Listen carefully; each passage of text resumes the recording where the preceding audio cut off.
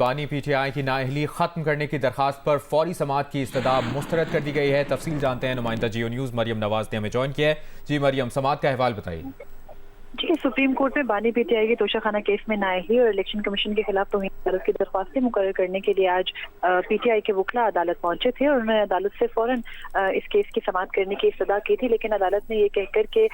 Supreme court میں اس ہفتے ججز دستیاب نہیں ہیں تو اس کیس پر سماعت نہیں ہو سکتی، یہ کہہ کر ان کی درخواست فوری طور پر مسترد کی ہے اور یہ کہا ہے کہ اگلے ہفتے جو یہ نااہلی سے متعلق توشہ خانہ کا کیس ہے اس کو مقرر کیا جائے گا اور 3 رکنی بینچ یا لارجر بینچ کے سامنے اس کیس کو مقرر کیا جائے گا۔ لیکن جو دوسرا کیس ہے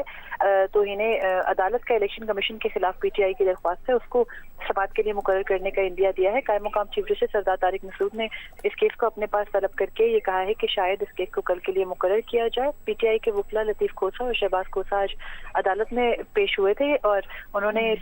قائم مقام چیف جسٹس سے اپنے کیسز فوری طور پر مقرر کرنے کی استدعا کی تھی اور یہ کہا تھا کہ بانی پی ٹی آئی کو انتخابات میں حصہ لینے کے لیے اجازت دینے کے لیے ضروری ہے کہ عدالت جو توشہ خانہ کیس میں ان کی نااہلی ہے وہ معطل کرے اور اس پر عدالت سے فوری طور پر جو ہے وہ اس کیس کو مقرر کر کے سننے کی استدعا کی گئی تھی، جس کو عدالت نے قبول نہیں کیا۔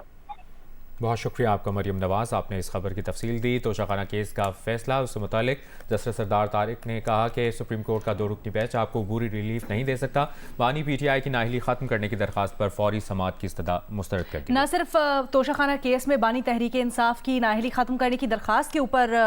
یہ جو خبر ہے مریم نواز ہم سے شیئر کر رہی تھی، بلکہ ایک اور